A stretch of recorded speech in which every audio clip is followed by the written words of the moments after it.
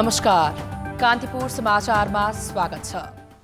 सुरु गरौँ अहिलेका मुख्य समाचारबाट। 8 घण्टाको नेपाल बसाइमा चिनिया रक्षा मन्त्रीको उच्च स्तरीय भेटवार्ता, पुराना समझदारी कार्यान्वयनको प्रतिबद्धता, सैन्य अभ्यासलाई निरन्तरता दिइने। पूर्व एमाले पक्षको साथ लिएर दाहाललाई एक्ल्याउने ओलीको रणनीति, मन्त्री पुन भन्छन् फरक मत राख्ने मन्त्रीसँग प्रधानमन्त्रीको पूर्वाग्रह। शेयर बजारमा 75 अङ्कको उछाल, 9.25 अर्बको कारोबार, ब्याङ्कको शेयर मूल्य 7% भन्दा धेरै बढेपछि लगानीकर्ताको सम्पत्ति 1 खर्ब थपियो। कोरोनाबाट 24 घण्टामा 25 जनाको मृत्यु, परीक्षण शुल्क घट्दै घटेन, भारतमा भने नयाँ खोपको आपतकालीन प्रयोगको तयारी। र प्रतियोगिता सकिएको 1 वर्षपछि दक्षिण एसियाली खेलकुदको हिसाब किताब सार्वजनिक, 1 अर्ब 31 करोड खर्च।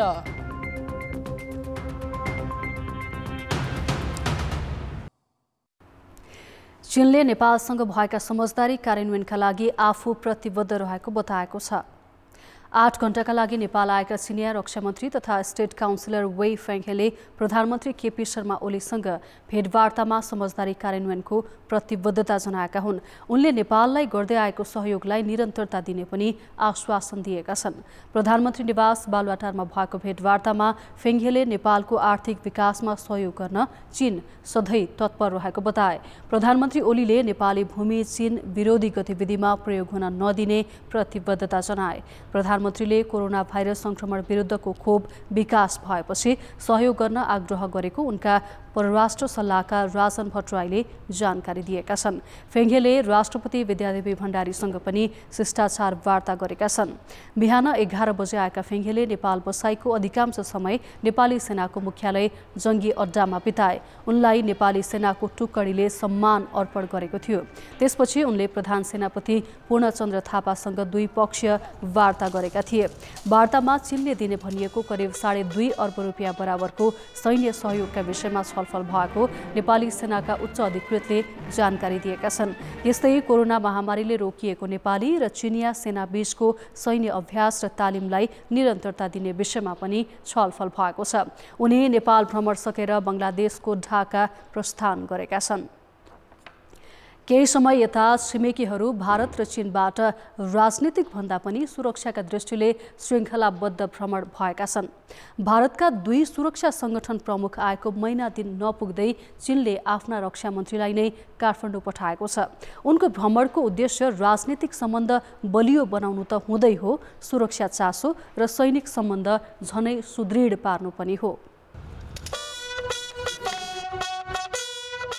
एक दिने भ्रमणमा आएका चिनिया स्टेट काउन्सिलर तथा रक्षा मन्त्री राजनीतिक व्यक्ति मात्रै होइनन्, चिनिया जनमुक्ति सेनाका प्रमुख समेत हुन्। त्यसैले वेइ फेङ्हे काठमाडौँ आउनु राजनीतिक बाहेक 2 देशको सैनिक सम्बन्ध र सुरक्षा चासो सबैभन्दा महत्त्वपूर्ण पाटो हो। यसअघि 2073 सालमा चिनिया रक्षा मन्त्रीले 16 वर्षपछि नेपाल भ्रमण गरेका थिए। नेपाल र चिनिया सेनाबीच सहयोग आदान प्रदान सन् 1988 बाटै भए पनि सैनिक अभ्यास भएको थिएन। 3 वर्ष अघि नेपाली र चिनिया सेना बीच पहिलो पटक सगरमाथा फ्रेन्डसिप नामको सैनिक अभ्यास सुरु भएको थियो। त्यस यता नेपालमा 2 पटक र चीनमा 1 पटक अभ्यास भए पनि कोरोनाका कारण यस वर्ष चीनमा हुनुपर्ने संयुक्त अभ्यास हुन पाएको छैन। चिनिया रक्षा मन्त्रीको भ्रमणका क्रममा उक्त अभ्यास सुचारू गर्ने बारे पनि छलफल भएको छ। त्यसो त प्रधान सेनापति पूर्णचन्द्र थापाको चीन भ्रमणका क्रममा चीन सरकारले नेपाली सेनालाई दिने भनेको करिब 2.5 अर्ब बराबरको सैन्य सामान सहयोगका लागि आवश्यक सूची पनि नेपाली सेनाले दिने भएको छ। त्यसो त नेपाली सेनालाई सहयोग गर्नेमा चीन नै सबैभन्दा अगाडि देखिन्छ। 2072 साल यता मात्रै उसले नेपाली सेनाका लागि 13 अर्ब रुपियाँ भन्दा बढीको सैन्य सहयोग गरेको देखिएको छ। यो शिक्षार्थीहरू आदान प्रदान गर्ने जुन हाम्रो कार्यक्रम रहेको थियो, ट्रेनिङ एक्सचेन्ज प्रोग्राम, त्यसलाई कसरी सुचारू गर्ने भन्ने विषयमा छलफल भयो भनेदेखि विगतमा यो सहमति भएका विभिन्न सैनिक सहायता सम्बन्धी विषयहरू पनि कोभिड-19 को कारणले त्यसको डेलिभरी प्रभावित भएको थियो भने त्यसलाई पनि सुचारू गर्ने विषयमा छलफल भयो। नेपाली सेनाका प्रधान सेनापति महारथी श्री पूर्णचन्द्र थापाको भ्रमणको दौरानमा प्रतिबद्धता व्यक्त गरिएका 150 मिलियन आरएमबी बराबरको सैनिक सहायता सामग्रीहरू लाई उपलब्ध गराउने सिलसिलामा र त्यसको प्राप्तिको प्रगति गर्ने विषयमा छलफल भएको थियो र उहाँहरू यस बारेमा अत्यन्तै सकारात्मक हुनुभएको छ। यसअघि नेपाली प्रधान सेनापति चीन गएका बेला सदाझैँ नेपाली भूमि चीन विरुद्ध प्रयोग नहोस् भन्नेमा उसको मुख्य चासो थियो। चीनको परम्परागत सुरक्षा चासो र उसको सिमानामा आफ्नो कुनै सुरक्षा संयन्त्र नभएको पृष्ठभूमिमा नेपालले हिमाल दर्शन नामको अभ्यासको स्वरूपमा नेपाली सेनाका करिब 17 अस्थायी क्याम्प चीनको सीमा क्षेत्रमा राख्दै आएको छ। लोमाङथाङकामा त सेनाको स्थायी ब्यारेक 4 वर्ष अघि नै स्थापना भएको हो। सूत्रका भनाइमा यसपटकको भ्रमणमा पनि रक्षा मन्त्री फेङ हेले सीमा सुरक्षा बारे विशेष छलफल गरेका छन्। अब त्यो बेलाको उनीहरूको चासो विशेष गरी सुरक्षामै रहन्छ हैन, उनीहरूको सुरक्षा नै यो विशेष गरी चासो हैन। र हामीले पनि उनीहरूलाई आश्वस्त के गर्नु सक्नुपर्छ भने नेपाल चाहिँ नि कुनै पनि राष्ट्रको लागि भनौँ न, कुनै पनि राष्ट्रको विरुद्ध चाहे उत्तरमा होस् चाहे दक्षिणमा होस् त्यसको विरुद्धमा परिचालन हुने छैन र हामी एउटा तटस्थ एउटा संलग्न तरिकाले हामीहरूले चाहिँ हाम्रा कारबाहीहरू गर्छौँ भन्ने चाहिँ हामीहरूले आश्वस्त पार्नुपर्छ। एकातिर सैन्य सहयोग र अर्कोतिर भारतीय सेना प्रमुख आए लगत्तै चिनिया रक्षा मन्त्री आउनुले दुवै देशको सुरक्षा चासो रहेको बुझ्न गाह्रो छैन। दुवै छिमेकीले सुरक्षा दृष्टिबाट मात्रै सम्बन्ध विस्तार गर्दै जाने हो भने परम्परागत कूटनीतिक क्रमशः कमजोर हुँदै जाने र अन्य मुद्दा ओझेल पर्ने जोखिम रहन्छ। कान्तिपुर समाचारका लागि रमेश धमला, काठमाडौँ। नेकपा अध्यक्ष तथा प्रधानमन्त्री केपी शर्मा ओलीले सचिवालय बैठकमा पेश गरेको प्रस्तावमा अर्का अध्यक्ष पुष्पकमल दाहालको आलोचना मात्रै गरिएको छैन, चुनौती र चेतावनी समेत दिइएको छ। तर दाहाललाई दरिलो साथ दिएका वरिष्ठ नेताद्वय माधव कुमार नेपाल, झलनाथ खनाल र उपाध्यक्ष वामदेव गौतमबारे केही उल्लेख छैन। दाहालकै खेमामा रहेका पूर्व एमाले समूहका यी 3 नेतामाथि ओलीको दस्तावेज मौन हुनुले के संकेत गर्छ त? शनिबारको सचिवालय बैठकमा अध्यक्ष तथा प्रधानमन्त्री ओलीले पेश गरेको 38 पृष्ठको दस्तावेजमा सुरु र अन्त्यसम्मै कार्यकारी अध्यक्ष दाहालमाथि आरोपको चाङ नै छ, जसमा दाहालको खुल्ला राजनीतिमा प्रवेशदेखि संसदीय खेलमा प्रवेश तथा सत्ता सञ्चालन हुँदै अहिलेको नेकपाको नेतृत्वसम्मका घटनाक्रममा उनका कमजोरीमाथि कडा प्रहार गरिएको छ। त्यसैले दाहाल खेमाले त्यसको प्रतिवाद गर्दै प्रवृत्तिमा भन्दा व्यक्तिगत आरोपमा ओली केन्द्रित भएको भनेका छन्। तर दाहाललाई त्यति धेरै आलोचना गर्दा पूर्व एमाले खेमाका नेताहरू नेपाल, खनाल र गौतमप्रति भने ओली नरम छन्। जबकि तिनै नेताको सहमतिमा दाहालले कार्तिक 28 गतेको सचिवालय बैठकमा आफ्नो 19 बुँदे प्रतिवेदन पेश गरेका थिए। ओलीको प्रति उत्तरले उनी पूर्व एमाले पक्षको साथ लिएर दाहाललाई एक्ल्याउने रणनीतिमा रहेको विश्लेषण पार्टीभित्र भइरहेको छ। नेताहरू फुटको दिशातिरै अग्रसर हुनुहुन्छ। उहाँहरूका जो प्रस्तावहरू, जो आरोपहरू जो अगाडि आइरहेका छन्, जो चर्चा र बहसमा छन्, त्यसले नेतृत्व तहदेखि फुटमै अग्रसर देखिन्छ। एकताका सबै आधारहरू भत्काउनेतिर नै उद्धत देखिन्छ। त्यसैले यसमा सबै जनता कार्यकर्ताहरू चिन्तित छन्। अहिले आवश्यकता के हो भन्ने कुरोमा गम्भीर रूपले ध्यान दिनुपर्ने हो। त्यतातिर नेताहरूको ध्यान गएको छैन। ओलीको प्रतिवाद रणनीतिकै भरमा त्यति सजिलै दाहाल नेपाल समीकरण टुट्ने संकेत देखिँदैन। बरु त्यो खेमाले ओलीको दस्तावेजलाई व्यक्तिमाथि खनिएर प्रविधि ढाकछोप गर्न खोजेको भनेको छ। दुईजनाले राख्नुभएको छ। अब उहाँहरू दुईजनाले उठाएका विषयको साथसाथै अरू सदस्यहरूलाई जे लागेको छ त्यो कुरा हामी सबैले अरूले पनि उठाउनुपर्छ। त्यो लिखित रूपमा दिन सकिन्छ र ती सबै कुराहरूलाई मन्थन गरेर व्यापक बहस गरेर एउटा उपयुक्त किसिमको निष्कर्षमा पुग्नुपर्छ। हामीहरू त्यसको लागि हामी सम्पूर्ण नेता कार्यकर्ताहरू तयार भएर बस्नुपर्छ। ओलीले आफ्नो प्रतिवेदनमा दाहालको राजनीतिक जीवन उदाङ्गो पार्दै एकताकी विग्रहको पक्षमा भनेर एउटा किता रोज्न चुनौती नै दिएका छन्। त्यसैले पनि पार्टी एकलौटी गरेको भन्दै दाहालले लगाएको आरोप ओलीले सजिलै स्वीकार्न खोजेको देखिन्न। न त दाहालले आफूमाथिका आरोप सजिलै सहने स्थिति छ, बरु यसले नेकपाको विवाद थप बल्झाउने र दुई अध्यक्षलाई झन पर पुर्याउने काम गरेको छ। कान्तिपुर समाचारका लागि दशरथ राई, काठमाडौँ। नेकपाका स्थायी समिति सदस्य तथा ऊर्जा मन्त्री वर्षमान पुनले प्रधानमन्त्री केपी शर्मा ओली फरक मत राख्ने मन्त्रीहरूप्रति नै असहिष्णु बनेको आरोप लगाएका छन्। मन्त्री पुनले पार्टी एकता गम्भीर सङ्कटमा पुग्नुमा नेतृत्व जिम्मेवार रहेको प्रश्न पारे। नेकपा विवाद र अध्यक्षद्वयका प्रतिवेदनमाथि पक्ष विपक्षमा बहस भइरहँदा सहकर्मी नवराज पाण्डेले मन्त्री पुनलाई सोधेका छन्, नेकपाको एकता कायम रहने आधार के छ? नेकपाको पार्टी जीवनमा केही गम्भीर प्रश्न उठेको छ।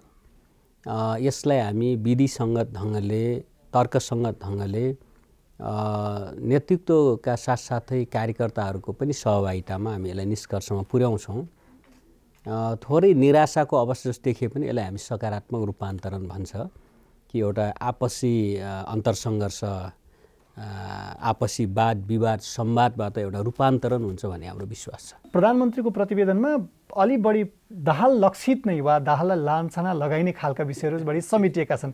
यस्तो किट्टाकाट किन हो? त्यसमा पूर्व माओवादी र पूर्व एमालेको किट्टाकाट गर्ने जस्तो पूर्व माओवादीभित्र पनि प्रचण्ड र अरू नेताहरूको या हिजो युद्ध लडेका घाइते शहीद परिवारहरू या त्यस्ता कार्यकर्ता र प्रचण्डलाई अलग जस्तो, त्यसै गरी कुनै सन्दर्भ लिएर विगतको काङ्ग्रेससँगका सहकार्यलाई लिएर त्यहाँ पनि, त्यसै गरी अहिले 5 जना नेताहरू एउटा ठाउँमा एउटा बुझाइमा एउटा प्रस्तावसहित रहेको बेला हिजो तत्कालीन एमाले माओवादी बिचको सम्बन्धमा नेतृत्वमा रहनुभएका माधव कुमार नेपाल र प्रचण्डलाई अलग जस्तो गरेर त्यहाँ अलिकति रणनीतिक रूपले अलि बढी किट्टाकाट गर्ने र प्रचण्डमाथि प्रहार गर्ने जस्तो जो देखिएको थियो त्यो अलि बेठिक भएको छ। प्रधानमन्त्रीको पछिल्लो कतिपय समाचारहरू पनि बाहिर आएका छन्। दाहाल लक्षित मात्रै होइन, पूर्व माओवादीबाट प्रतिनिधित्व गरेर सरकारमा सहभागी हुनुभएका कतिपय मन्त्रीहरूले लानुभएको प्रस्ताव रोकिने अवस्थादेखि कतिपय नेताहरू, कतिपय पूर्व माओवादीका मन्त्रीहरूलाई त राजीनामासम्म मागेकै प्रसङ्ग पनि समाचारमा आयो। यसमा कति सत्यता छ? अब त्यसमा प्रधानमन्त्रीले हालसालै राजीनामा मागेको त जानकारीमा छैन। यद्यपि भदौ 26 को अगाडिका बैठकहरूमा लिएका पोजिसनहरूको आधारमा अलिअलि प्रधानमन्त्रीमा आग्रह पूर्वाग्रह चाहिँ देखिएको छ। त्यतिखेर समर्थनमा बसेका मन्त्रीहरूलाई अलि निकटता जस्तो, थोरै पार्टीभित्र त छलफल हुन्छ, बहस हुन्छ। प्रधानमन्त्रीसँग मन्त्रीले काम गर्ने कुरो सरकारको निश्चित नीतिभित्र प्रधानमन्त्रीका प्राथमिकतामा या पार्टीको प्राथमिकता बसेर काम गर्ने हो, त्यसलाई अन्यथा लिनु हुँदैन। तर थोरै पार्टीभित्र भएका बहसकै आधारमा अलि विमति राख्दा अलिअलि चाहिँ टाढाको देखेको जस्तो, अलि असहयोग जस्तो त अवश्य पनि देखिएका छन्। विमति राख्ने होलान्, कोही सहमत होलान्, सबैलाई लिएर जाने पार्टी अध्यक्षको। त्यसो गर्दा पार्टी अध्यक्षसँग या प्रधानमन्त्रीसँग विमति गरेर पनि काम गर्न सकिन्छ। यो पार्टीमा, यो सरकारमा विषयहरूमा के विमति हुन्छन् भन्ने कुरा उहाँहरूले स्थापित गर्नुपर्छ। प्रधानमन्त्रीले त्यसमा ध्यान दिनुपर्छ। अब अन्तमा चाहिँ अलिकति सरकारको छविमाथि प्रश्न उठ्ने गरी एउटा अन्तर्राष्ट्रिय संस्थाले भ्रष्टाचारको विषय उल्लेख गरेको छ। यो विषयमा तपाईँ सरकारकै मन्त्री पनि भएको हुनाले पनि यो प्रश्न सोधिरहेको छु। यसलाई कसरी लिनुभएको छ? सरकारको अलिकति यस्ता गतिविधिहरू, यस्ता कुराहरूमाथि अन्तर्राष्ट्रिय स्तरमै प्रश्न उठ्नु कतिको जायज हो? विगतमा हाम्रो भ्रष्टाचार सम्बन्धी सूचकाङ्कमा सुधार हुँदै आएको थियो। यस वर्षकोमा त्यो बिग्रिएर गयो, त्योभन्दा तल गयौँ भन्दा यो गम्भीर विषय हो। यसमा व्यक्तिगत रूपले मन्त्री छु, म रहेको सरकारले त्यसलाई ध्यान दिन्छ र हामी दिन्छौँ र हामीले सुशासन कुरो गरेका छौँ र सुशासन सबभन्दा माथि मुहानबाटै सुरु गर्ने, प्रधानमन्त्री मन्त्री शीर्ष नेतृत्वबाटै सुरु गर्ने हो। साथै होल राज्यका संरचनामा रहेका व्यक्तिहरूले गर्ने हो। त्यसै गरी आम जनताको एउटा चाहिँ जीवन व्यवहार या सांस्कृतिक रूपमा विकास गर्ने विषय हो। त्यस अर्थमा यो प्रतिवेदनले हामीले गम्भीर बनाएको छ। हामी मुहानदेखि नै सुधार गर्दै यसलाई सङ्लो बनाउँदै जाने हाम्रो प्रयत्न छ। यसलाई हामी अझ हाम्रो प्रयत्नहरू बढाउँछौँ। ब्रेकपछि समाचारमा स्वागत छ। सरकारले नेपालमा भ्रष्टाचार व्यापक बढेको भन्दै ट्रान्सपरेन्सी इन्टरनेसनलले सार्वजनिक गरेको पछिल्लो प्रतिवेदन आधारहीन र सत्तारूढ दललाई बदनाम गर्न ल्याइएको भन्दै खारेज गरेको छ। सो प्रतिवेदनलाई सरकारले आफू विरुद्धको मिशन प्रतिवेदनका रूपमा व्याख्या गरेको छ। मन्त्री परिषदको निर्णय सार्वजनिक गर्न आयोजित पत्रकार सम्मेलनमा सरकारका प्रवक्ता पार्वत गुरुङले सरकारको बदनाम मात्रै गर्न खोजिएकाले प्रतिवेदन खारेज गरिएको बताए। विश्व सूचाङ्कमा नेपालको प्रगति राम्रो देखिँदा सरकार विरुद्ध गतिविधि गर्ने केही व्यक्तिसँग फोनबाट सर्वेक्षण गरेर नेपालमा भ्रष्टाचार बढेको भन्नु गलत भएको उनको दाबी छ। सरकार र सत्ताधारी दललाई बदनाम गर्न खोज्ने प्रयास स्वरूप आएको यो प्रतिवेदनलाई नेपाल सरकार अस्वीकार गर्दछ। झन्डै 3 करोड नेपाली जनतामध्ये साँगुरो घेरामा सीमित रही 1000 व्यक्तिहरूसँग टेलिफोनबाट मनोगत धारणका आधारमा तयार गरिएको प्रतिवेदनको तथ्य तथ्याङ्क, त्यसको नमुना छनौट, समय र प्रतिवेदन तयार गर्दा लिएको सन्दर्भ सामग्रीले देशको छविलाई धमिल्याउने गरी प्रचार भइरहेको र तिनको खोज अनुसन्धान निष्कर्षहरू नियोजित आग्रह पूर्वाग्रहमा आधारित भएकोले उक्त प्रतिवेदनमा समेटिएका विषयवस्तुप्रति नेपाल सरकार असहमति राख्दछ। ट्रान्सपरेन्सी इन्टरनेसनल नेपालमा प्रतिनिधित्व गर्नेहरू राजनीतिक रूपमा पूर्वाग्रही भएको समेत प्रवक्ता गुरुङको आरोप छ। ट्रान्सपरेन्सी इन्टरनेसनलले बिहिबार सार्वजनिक गरेको प्रतिवेदनमा प्रधानमन्त्री केपी शर्मा ओलीकै संरक्षणमा नेपालमा भ्रष्टाचार बढेको उल्लेख गरेको थियो। सरकारका प्रवक्ता गुरुङले मन्त्री परिषदले जनआन्दोलन, मधेस आन्दोलन र सशस्त्र द्वन्द्वका घाइतेहरूको खोजी गरी सरकारी अस्पतालमा निःशुल्क उपचार गर्ने निर्णय गरेको पनि जानकारी दिए। कोरोना भाइरस संक्रमणका कारण पछिल्लो 24 घण्टामा 25 जनाको मृत्यु भएको छ। भाइरस संक्रमित मध्ये ज्यान गुमाउनेको संख्या 1479 पुगेको छ। आज 1255 संक्रमित थपिएका छन्। तीमध्ये 548 जना काठमाडौँ उपत्यकाका हुन्। नमुना परीक्षण घटाइएकाले नयाँ संक्रमित कम भएका हुन्। स्वास्थ्य मन्त्रालयका अनुसार पछिल्लो 24 घण्टामा 8008 नमुना परीक्षण गरिएको थियो। आज 1404 जना संक्रमण मुक्त भएको मन्त्रालयले जनाएको छ। देशभर अझै 17900 सक्रिय संक्रमित रहेका छन्। परीक्षण कम भएर संक्रमितको संख्या घटेको देखिएका बेला सरकार भने महामारी नियन्त्रण भए जसरी प्रस्तुत हुन थालेको छ, जबकि सक्रिय संक्रमितकै संख्या अहिले करिब 18,000 छ। त्यस्तै मङ्सिर लागे यता औषधमा दैनिक 18 जनाका दरले मृत्यु भइरहेको छ र चिकित्सकले दोस्रो लहर आउने चेतावनी दिइरहेका छन्। नयाँ कोरोना संक्रमितको तुलनामा निको हुनेको संख्या बढेकाले सक्रिय संक्रमित घटेका हुन्, तर यो संख्या घटेकै आधारमा महामारी नियन्त्रणतिर गयो भन्ने निष्कर्षमा पुग्ने आधार देखिँदैन। किनभने परीक्षण घटाइएकाले 1.5 महिना पहिलेको तुलनामा नयाँ संक्रमित कम भएका हुन्। त्यति बेला दैनिक 20,000 सम्म नमुना परीक्षण हुने गरेकामा अहिले मुस्किलले 10,000 परीक्षण हुन्छ। अर्को कुरा, बिरामीको मृत्युदर भने बढिरहेको छ। मङ्सिर लागे यता 250ले ज्यान गुमाइसकेका छन्। स्वास्थ्य मन्त्रालय चाहिँ संक्रमण मुक्त हुनेको संख्या बढेको र नयाँ संक्रमित कम भएको देखाएर पन्छिरहेको छ। मन्त्रालयसँग ठोस योजना पनि देखिँदैन। लक्षणहरू बढी वृद्धि भएका व्यक्तिहरूलाई अस्पताल अथवा अस्पताल जस्तै सेटिङहरूमा राखेर, त्यस्तै ठाउँहरूमा राखेर लक्षण कम गर्नलाई लक्षणहरूबाट जुन लक्षणहरू बढेर समस्या हुन सक्छ ती समस्याहरू नहुन् भन्नका लागि कामहरू गरिरहेको, अस्पतालको सुदृढीकरणको पाटोमा स्वास्थ्य जनसङ्ख्या मन्त्रालयले विशेष जोड दिएर काम गरिरहेको छ। हरेक स्थानीय तहहरूमा अस्पताल जसरी भए पनि 15 गतेसम्म उद्घाटन गर्ने गरी तयारीहरू कामहरू अगाडि बढेका छन् भने कयौं अस्पतालहरूमा हामीले हाई डिपेन्डेन्सी युनिटहरू, आइसियुहरू, भेन्टिलेटरहरू बनाउने गरी कामहरू र अनुदानमा ल्याएका आइसियु भेन्टिलेटरहरू जडान गरेर कामहरू अगाडि बढेका छन्। चिकित्सकहरूले भने दोस्रो लहरको चेतावनी दिइरहेका छन्। महामारी नियन्त्रण भयो भनेर आवागमन सहज पारेका विकसित मुलुकमै संक्रमणको दोस्रो लहर देखिएको उदाहरण पनि छ। यसअघि पर्याप्त समय पाएर पनि रोकथामका लागि पूर्व तयारी गर्न चुकेको मन्त्रालय यतिखेर मानवीय क्षति रोक्नका लागि चाल्नुपर्ने प्रभावकारी उपाय अवलम्बन गर्न सकिरहेको छैन। संक्रमितसँग सम्पर्क हुनेको पहिचान त ठप्पै छ, जसका कारण युरोपमा जस्तो दोस्रो लहरको जोखिमलाई नकार्न सकिँदैन। 25,000 को कुरा सरकारले गरेको थियो र त्यसपछि हामी तयारी छौँ त्यसका लागि भनेको थियो। त्यसपछि हामी सक्दैनौँ पनि भन्नुभयो। यो अवस्था आउनु भनेको एउटा राज्यका लागि दुर्भाग्यपूर्ण हो र भोलिका दिनमा यस्तो नहोस् भन्नका लागि पनि उपलब्ध स्रोत व्यक्तिहरूलाई बोलाएर यसलाई चाहिँ कस्तो किसिमको तयारी र कुन गतिमा तयारी गर्नुपर्छ भन्ने कुराहरू सरकारले गर्नुपर्ने हुन्छ। त्यो ढिलो भइसकेको छ र छिटो नै गर्नुपर्ने हुन्छ। पूर्व तयारीमा चुकेकाले संक्रमण भुसको आगो जसरी फैलिएको हाम्रै अनुभव छ। संक्रमितको संख्या 2,30,000 नागिसकेको छ। त्यसैले सक्रिय संक्रमित 25,000 कटे धान्न सक्दैनौ भनेर अत्याएको मन्त्रालयले संक्रमण रोकथाम र मानवीय क्षति कम गर्ने रणनीति नबनाउनु भने विडम्बनापूर्ण हो।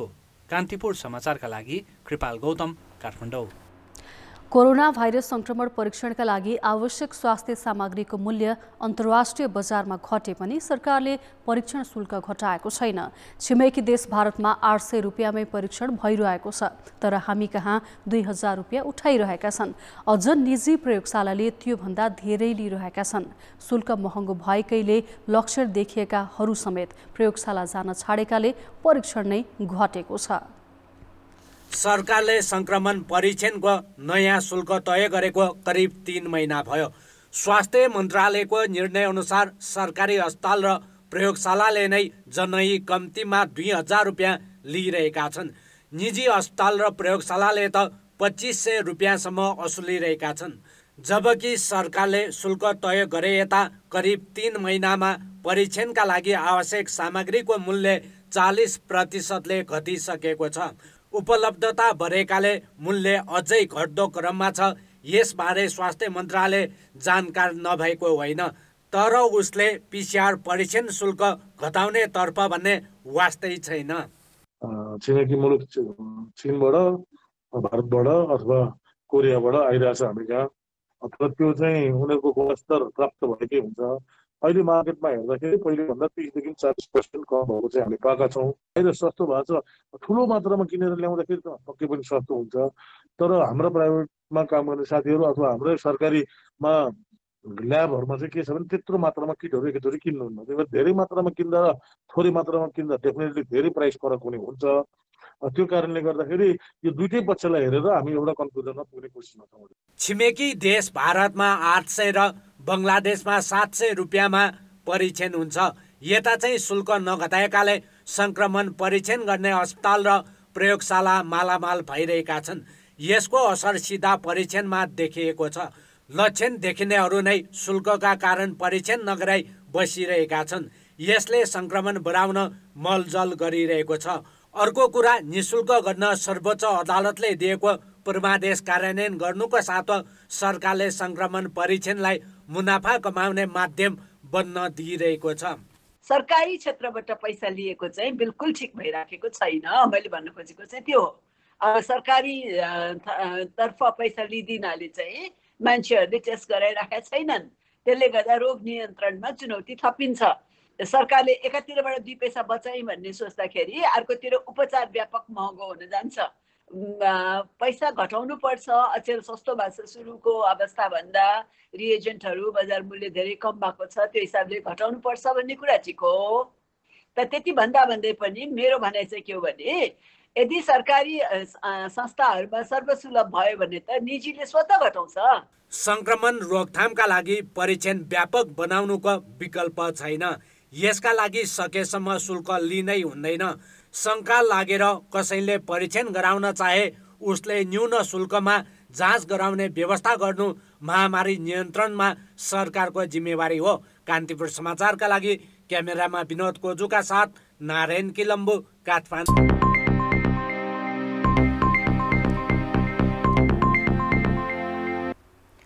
शेयर बजारमा उछाल आएको छ। बजार मापन गर्ने नेप्से परिसूचक अहिलेसम्मकै उच्च 1968 अङ्कमा पुगेको छ भने अहिलेसम्मकै धेरै करिब 9.25 अर्ब रुपैयाँको कारोबार भएको छ। लगानीकर्ताको सम्पत्ति एकै दिन 1 खर्बले बढेको छ।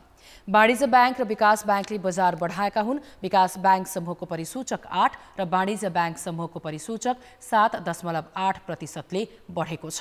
यी दुई समूहले परिसूचक 75 अङ्कले बढाएका हुन्। जीवन बीमा, जलविद्युत र लघु वित्त समूहको परिसूचक पनि बढेको छ। आज 102 वटा कम्पनीका लगानीकर्ताले कमाएका छन्।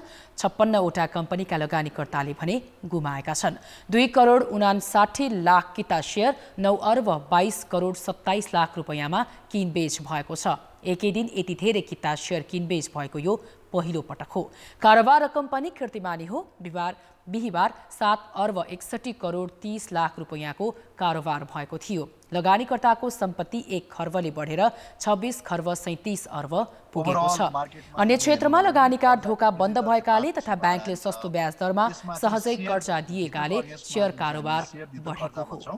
त्यो चाहिँ 16% को हाराहारी छ। निश्चित रूपमा यो क्षेत्रमा बढी कर्जा प्रभाव भएको छ, तर यो क्षेत्रमा प्रभाव भएको कर्जा भनेको इन टर्म्स अफ भोल्युम चाहिँ त्यति धेरै छैन। अहिले पनि 50 अरबको हाराहारी मात्रै हो। त्यो भनेको चाहिँ टोटल लोनको चाहिँ 1.5% को हाराहारी मात्रै छ। हामी सबैलाई के थाहा छ भने शेयर मार्केटको जुन प्राइस हुन्छ, शेयरको प्राइस र इन्ट्रेस्ट रेटको बिचमा इन्भर्स रिलेसनसिप हुन्छ। जब चाहिँ बजारमा निक्षेपको ब्याज दर चाहिँ एकदमै बढी हुन्छ, शेयरको प्राइसमा चाहिँ त्यसको नकारात्मक प्रभाव पर्छ। त्यसै गरी जब चाहिँ निक्षेपको ब्याज दर अथवा कर्जाको ब्याज दर चाहिँ न्यून बिन्दुमा हुन्छ अथवा तल हुन्छ, त्यो बेलामा चाहिँ शेयरको प्राइस बढ्ने त्यो त संसारभरिको नियमै हो। गत वर्ष यही अवधिमा 14% रहेको शेयर कर्जाको ब्याज दर अहिले घटेर 8%मा झरेको छ। त्यही कारण शेयर बजारमा लगानी बढेको हो। आज नेपाल पुनर्बीमा कम्पनीको मात्र 51 करोड 80 लाख रुपैयाँको शेयर किनबेच भएको छ। यसबाहेक कारोबार धेरै हुने कम्पनीको सूचीमा कुमारी, नेभेल, प्रभु, नेपाल र ग्लोबल आइएमई ब्याङ्क छन्। नेपाल उद्योग वाणिज्य महासंघमा नयाँ कार्य समितिले जिम्मेवारी सम्हालेको छ। महासंघको पुरानो कार्य समितिले आज काठमाडौँमा एक कार्यक्रम गरी नवनिर्वाचित कार्य समितिलाई जिम्मेवारी हस्तान्तरण गरेको छ। अध्यक्षको जिम्मेवारी शेखर गोल्छाले सम्हालेका छन्। महासंघमा वरिष्ठ उपाध्यक्षले अर्को कार्यकाल स्वतः अध्यक्षको जिम्मेवारी पाउने व्यवस्था अनुसार गोल्छाले अध्यक्ष पद सम्हालेका हुन्।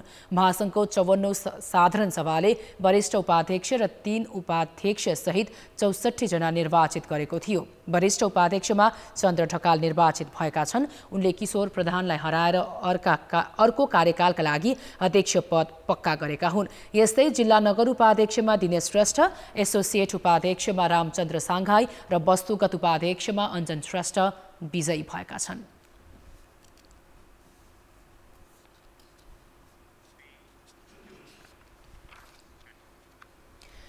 नेपाल उद्योग वाणिज्य महासंघमा शेखर गोल्छाले नेतृत्व सम्हालेका छन्। कोरोना महामारीले शिथिल भएको अर्थतन्त्र र आगामी दिनमा महासंघको भूमिकाबारे सहकर्मी सुमन पन्थले गोल्छासँग कुराकानी गरेका छन्। नेपाल उद्योग वाणिज्य महासंघको नेतृत्व तपाईको जिम्मामा आएको छ। देशको निजी क्षेत्रले तपाईबाट के आशा गर्ने? अहिले जुन समयमा मैले नेतृत्व लिइरहेको छु त्यो सायद हाम्रो इतिहासकै सबैभन्दा कठिन समय रहेको छ। किनभने कोरोनाले झन्डै अब 1 वर्षभन्दा बढी कोरोनाको प्रभाव हाम्रो अर्थतन्त्रमा परिसकेको छ। त्यसले गर्दाखेरि धेरै क्षेत्र, खास गरेर साना र मझौला उद्योगी व्यवसायहरू एकदमै एउटा डिफिकल्ट समयमा रहेका छन्। मेरो प्रथम प्रयास के छ भने कोरोनाबाट प्रभावित उद्योग र व्यवसायहरूलाई फेरि पुनः आफ्नो पुरानो स्थानमा लिएर आउने नै मेरो पहिलो प्रयास रहनेछ। र त्यसपछि मैले एउटा भिजन पेपर पनि बनाएको छु र कसरी अब अर्थतन्त्रलाई हाई ग्रोथ ट्रेजेक्ट्रीमा लग्ने र कसरी यहाँ चाहिँ अब बढीभन्दा बढी रोजगारी सृजना गर्ने र यसैमा मैले काम गरिरहेको छु। तर पछिल्ला दशकमा उद्योगभन्दा पनि हामी बढी व्यापारमा बढी केन्द्रित भए जस्तो देखिन्छ। यो आन्तरिक उत्पादनलाई बढावा दिन तपाईँका केही योजना छन्? जुन तपाईँले भन्नुभयो त्यो साँच्चै नै ठुलो समस्या रहेको छ।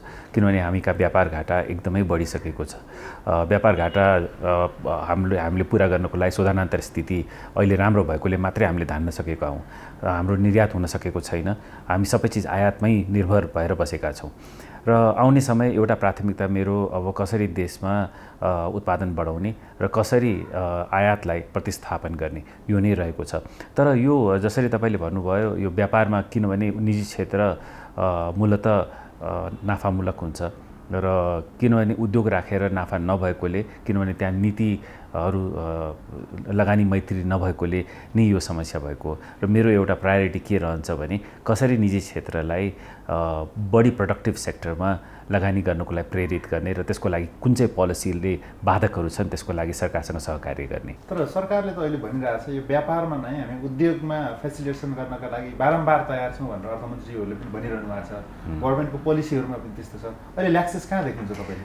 मुख्य ल्याप्स मैले देखेको चाहिँ जुन जसलाई हामी कस्ट अफ डुइङ बिजनेस एउटा पाटो रहेको छ, अर्को चाहिँ इज अफ डुइङ बिजनेस अर्को पाटो रहेको छ। कस्ट अफ डुइङ बिजनेसमा हाम्रो सबै मुख्य कस्ट सेन्टर्सहरू अन्तर्राष्ट्रिय स्तरमा हेर्ने हो भने धेरै महँगो रहेको छ। जस्तै लजिस्टिक कस्टको कुरा गरौँ, अब हामी सबैलाई थाहा छ हामी ल्यान्ड लक्ड कन्ट्री छौँ, तर तैपनि लजिस्टिक कस्ट घटाउनको लागि धेरै प्रयास गर्न सकिन्छ। त्यसले गर्दाखेरि हामीका निर्यातको उद्योगहरू आउन सक्छन्। हाम्रा उद्योगहरूले आफ्नो कच्चा पदार्थ सस्तोमा यहाँ आयात गर्न सक्छन्। व्यापारीमाथि चाहिँ मुनाफाका लागि नैतिकता नै बिर्सिने गरेका भन्ने आम बुझाइ पनि छ। यो बुझाइ चिर्न तपाईँको भूमिका के हुन्छ? होइन, नाफा भनेको कुनै खराब शब्द होइन। हामी नाफा गर्छौँ अनि मात्रै त रोजगारी सृजना गर्न सक्छौँ, अनि मात्रै त हामी राजस्व तिर्न सक्छौँ, अनि मात्रै त हामीले आफ्नो जोखिम लिन सक्छौँ। नाफा नहुने हो भने केही पनि गर्न सक्दैनौँ। तर म के भन्न चाहन्छु भने हामी मर्यादित नाफामूलक संस्थाहरू बन्न चाहन्छौँ। हामी देशको हरेक कानुन पालना गरेर मुनाफा गर्न चाहन्छौँ। महासङ्घमाथि चाहिँ साना तथा मझौला उद्यमीका समस्या समाधानका लागि चाहिँ पहल कदमी नलिएको भन्ने आरोप छ यस अगाडि विभिन्न टेनियरहरूमा। महासङ्घले उनीहरूलाई चाहिँ अब कसरी समेट्छ? तपाईँले बुझ्नु भएको छ साना तथा मझौला उद्यमीहरूका दुःख पीडा? पक्कै पनि। जबसम्म मैले सधैँ के भन्ने गरेको छु भने उद्योग वाणिज्य महासङ्घ साना र मझौला उद्योगी व्यवसायहरूको लागि शीतल छहारी हुनुपर्छ र उनीहरूको समस्या समाधान गर्न सकेनौँ भने हाम्रो रेलेभेन्स चाहिँ सिद्धिन्छ। त्यसको कारण के हो भने अहिले पनि अर्थतन्त्रमा हेर्ने हो भने औपचारिक क्षेत्र या ठुला उद्योगी व्यवसायहरूले सानो मात्रै रोजगारी सृजना गरेका छन्। केही पर्सेन्टेजमा हेर्ने हो भने 15% मात्रै रोजगारी जुन औपचारिक क्षेत्रमा छ त्यो ठुला उद्योगीहरूले त्यो सृजना गरेका छन् र बल्क अफ इट साना र मझौला उद्योगी व्यवसायले नै त्यसलाई धानेका छन्। त्यसैले गर्दाखेरि साना र मझौला उद्योगी व्यवसायको समस्याहरू समाधान गर्नु मेरो प्रमुख प्राथमिकता रहनेछ। अब बाँकी समाचार। सडकमा सवारी दुर्घटना नभएको दिन नै हुँदैन। प्राय दुर्घटनामा हामी सवारी चालकलाई दोषी ठान्छौँ। तर के पैदल यात्रुले चाहिँ सडक अनुशासन पालना गरिरहेका छन् त? यो दृश्य नयाँ बानेश्वर चोकको हो। यहाँ ट्राफिक लाइट छ। ट्राफिक लाइटको सङ्केत सवारी चालक मात्र होइन, पैदल यात्रुले पनि मान्नुपर्छ। सङ्केत अनुसार हरियो बत्ती बल्दा मात्र बाटो काट्न पाइन्छ। रातो बत्तीमा बाटो काट्न नपाइने नियम छ। तर यहाँ रातो बत्ती बलेको देख्दा देख्दै पनि यात्रुले बाटो काटिरहेका छन्। सडक अनुशासन पालना गर्ने मामिलामा पैदल यात्रु जिम्मेवार छैनन् भन्नका लागि यो दृश्य एउटा उदाहरण हो। नयाँ बानेश्वरमै यो अर्को दृश्यमा पनि सडक अनुशासन पालना गरेको देखिँदैन। संसद भवनको पश्चिमपट्टि सवारी साधनको चाप हुने भएकाले पैदल यात्रुको सजिलोका लागि आकाशे पुल बनाइएको छ। तर यहाँ अधिकांशले आकाशे पुल प्रयोग गर्दैनन्। धेरैले पुल मुनिबाटै जथाभावी बाटो काट्ने गरेका छन्, जसका कारण चालकलाई सवारी साधन नियन्त्रणमा लिन कठिन हुन्छ। त्यति मात्र होइन, दुर्घटनाको जोखिम हुन्छ। यो वास्तवमा एउटा जिम्मेवार नागरिकले ट्राफिकले बिचमा पनि यहाँ पनि गाइडलाइन दिइरहेको थियो, माथिबाटै काट्नुपर्छ, आफ्नो व्यक्तिगत सुरक्षालाई पनि भयो भने कतिपय मानिसहरूले जानी के होला भन्ने हुन्छ। तर वास्तवमा त्यसले आफूलाई दुर्घटना निम्ताउने हो। त्यसले चालक भयो र आफू बाटोमा हिँड्ने मान्छेलाई अप्ठ्यारो हुन्छ। सकेसम्म बुझेको राम्रो, उहाँहरूले पुल प्रयोग गरेको राम्रो। त्यसले गर्दा ट्राफिक व्यवस्थापनलाई पनि अलिक सजिलो हुन्छ। पुल बनाएको अर्थ के हो त? आकाशे पुलबाट हिँडौँ होइन, हामी सुरक्षित हुनको लागि तल बाटो हिँड्दाखेरि जे पनि हुनसक्छ क्या। त्यही भएर यो आकाशे पुल भएको ठाउँमा चाहिँ हामी आकाशे पुलैबाट हिँडौँ, तल सडकबाट हिँड्दाखेरि जे पनि हुनसक्छ। त्यही भएर ज्यान जोखिममा मोलेर हिँड्नु भन्दा बरु सहज तरिकाले आकाशे पुलबाट हिँडौँ, अलिकति थोरै ढिलो भएर केही पनि हुँदैन। पैदल यात्रुबाट सडक अनुशासन पालना नभएको दृश्य जतासुकै देखिन्छ। जेब्रा क्रस बिनै बाटो काट्ने, सवारी साधन तीव्र गतिमा आइरहेका बेला पनि नरोकिने, फुटपाथको साटो निर्धक्क साथ मूल सडकमै हिँड्ने प्रवृत्ति पैदल यात्रुमा छ। कतिपय यात्रुले भने आफू अनुकूल पूर्वाधार नभएकाले अनुशासन पालना गर्न सकेका छैनन्। खास गरी शारीरिक अपाङ्गता भएका व्यक्तिका लागि आकाशे पुल उनीहरू मैत्री छैनन्। सक्नेहरूले पुल प्रयोग गर्दा राम्रो होइन, जेब्रा क्रसिङ प्रयोग गर्दा राम्रो। अगाडि नजिकै जेब्रा क्रसिङ छ, तर हामी त्यो ख्याल गर्दैनौँ। भएको डोरीलाई पनि सकि नसकि नागेर जान्छौँ। त्यसले गर्दाखेरि अब हामी पोल्युसन भयो, अस्तव्यस्त भयो भन्छौँ। त्यसले अस्तव्यस्त बनाउने, पोल्युसन बनाउने, जाम बढाउने र एक्सिडेन्ट बढाउने कारण चाहिँ पर्याप्त हो यो। र हामी संयमित भयौँ भने सरकारको मुख ताक्नु पर्दैन। यी सामान्य कुराहरूमा सरकारले बनाएन या वा भन्नु पर्दैन। यी सामान्य कुराहरू हामी आफै व्यवस्थित भयौँ भने फोहोर व्यवस्थापनमा, अनि जामहरूमा, सडक क्रसिङमा हामी आफै व्यवस्थित भयौँ भने आदि समस्या समाधान हुन्छ नै। नियम पालना गर्नु सबैको जिम्मेवारी हो। अरूमाथि औला उठाउनेले आफूलाई पनि अनुशासनमा राख्नुपर्छ। यात्रुले सडक अनुशासन पालना गर्दा पनि दुर्घटना न्यूनीकरण हुन्छ। कान्तिपुर समाचारका लागि क्यामेरामा विनोद कोजुका साथ अञ्जना लामिछाने, काठमाडौँ। अब जनमतको अन्तिम परिणाम। जनमतमा हिजो हाम्रो प्रश्न थियो, राष्ट्रभाषा संरक्षणका लागि के गर्नु पर्ला? ए, मातृभाषामा पठन पाठन गराउने, बी सरकारी कामकाजमा प्रयोग गर्ने र सी आफ्नो भाषाप्रति आफै सजग हुने। जनमतको अन्तिम परिणाम यस्तो छ: ए मातृभाषामा पठन पाठन गराउनेमा 48%, बी सरकारी कामकाजमा प्रयोग गर्नेमा 12% र सी आफ्नो भाषाप्रति आफै सजग हुनेमा 40% मत प्राप्त भएको छ। अब जनमतमा आजको प्रश्न। जनमत हाम्रो प्रश्न छ: सरकारले कोरोना परीक्षणको शुल्क किन नघटाएको होला? ए निजी अस्पतालसँगको मिलेमतो, बी सामग्री नै महँगो भएकाले र सी परीक्षण नै कम गर्ने नीति। जनमतको अन्तिम परिणाम भोलि बेलुकी 8 बजेको कान्तिपुर समाचारमा प्रसारण गर्नेछौँ। कृपया NEWS न्युज स्पेस AB वा सी टाइप गरी 34001 मा SMS गरी आफ्नो मत व्यक्त गर्नुहोला। अब जनताको आवाज हामीले प्युठानमा सोधेका छौँ, देश विकासको काममा लाग्नुपर्ने राजनीतिक दलका नेता र सांसद किन आफै बीचमा विवाद झिकेर अल्झिएका होलान्? जनताको आवाज के छ भने समाज र देशको चिन्ता भन्दा नि व्यक्तिगत नितान्त आफ्नो स्वार्थको लागि यिनीहरू अगाडि बढिरहेछ। सबै चाहिँ सत्तामा जान पायो हामी ठुला हुँदा भन्ने त्यस्तै छ। नोकरीको लागि, कुर्सीको लागि अगाडि सरिरहेको। मैले कसरी कुर्सी पाउनुपर्छ, आफ्नो उसलाई व्यक्तिगत आफ्नो उसलाई कसरी लैजानु पर्छ भन्ने हाम्रो नेतृत्व भएर हाम्रो देश नेपाल हाम्रो पछि परिरहेको। नेताहरू आफ्नो देशको लागि नलडेर आफ्नो स्वार्थको लागि लडिरहन्। स्वार्थवादी नेता नछोड्दै देशमा विकास हुँदैन। जबसम्म नेताहरू आफ्नो स्वार्थदेखि माथि उठ्न छाड्दैनन् तबसम्म हामी जनताहरूलाई दुःख हुन छाड्दैन। शीर्ष नेताहरू एक आपसमा मुठभेड गर्नुको प्रमुख कारण भनेकै सत्ता लालच हो।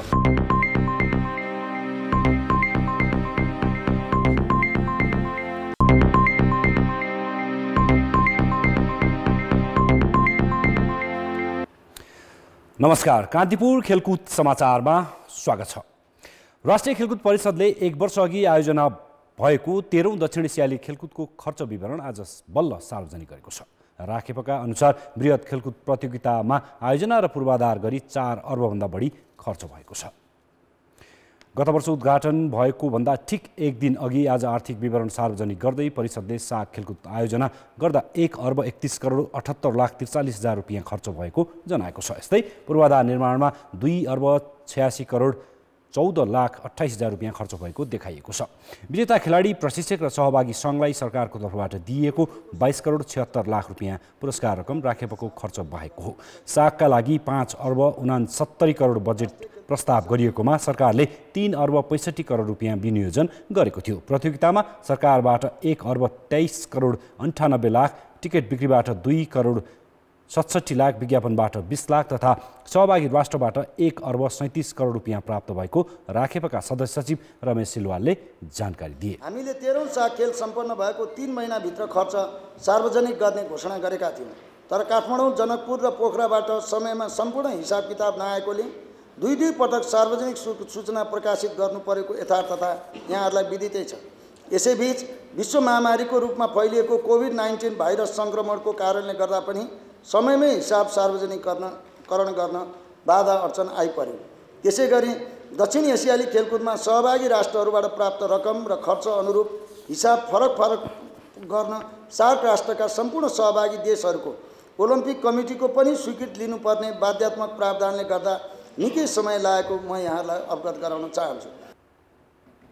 परिषदले प्रतिबद्धता जनाएभन्दा ठिक 9 महिनापछि मात्रै खर्च सार्वजनिक गरेको, कोरोनाका कारण ढिला भएको परिषदको जिकिर छ।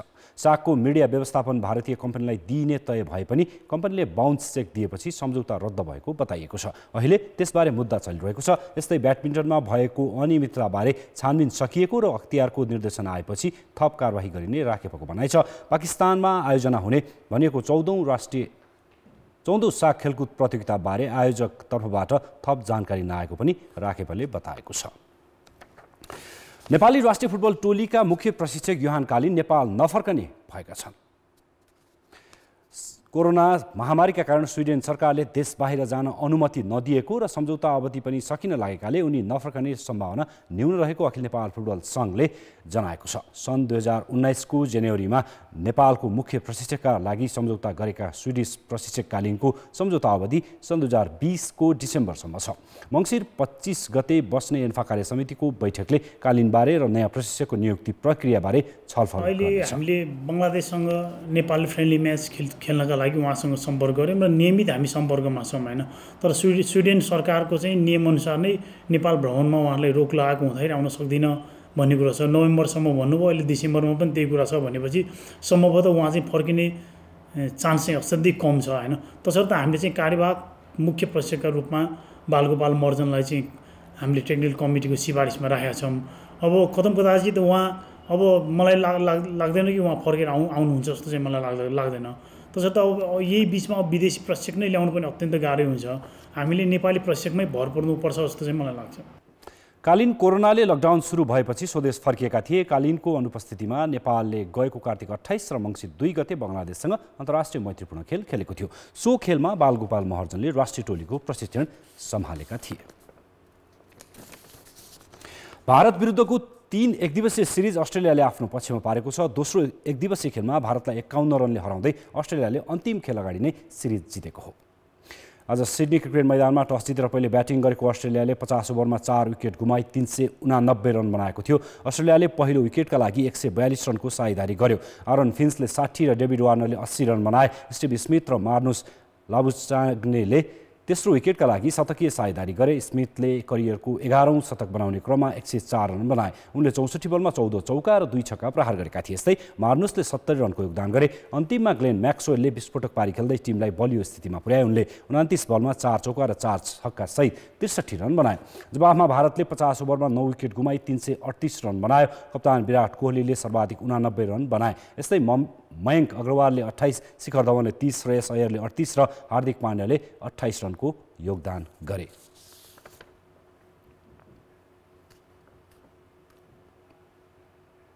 कान्तिपुर खेलकुद समाचार अहिलेलाई यति नै।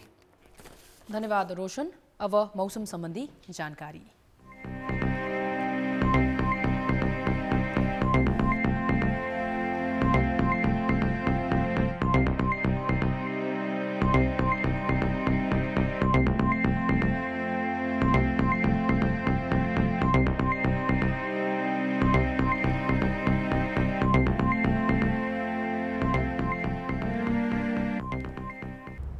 कान्तिपुर समाचार अहिलेलाई सकियो। कान्तिपुर टेलिभिजन हेर्दै गर्नुहोला।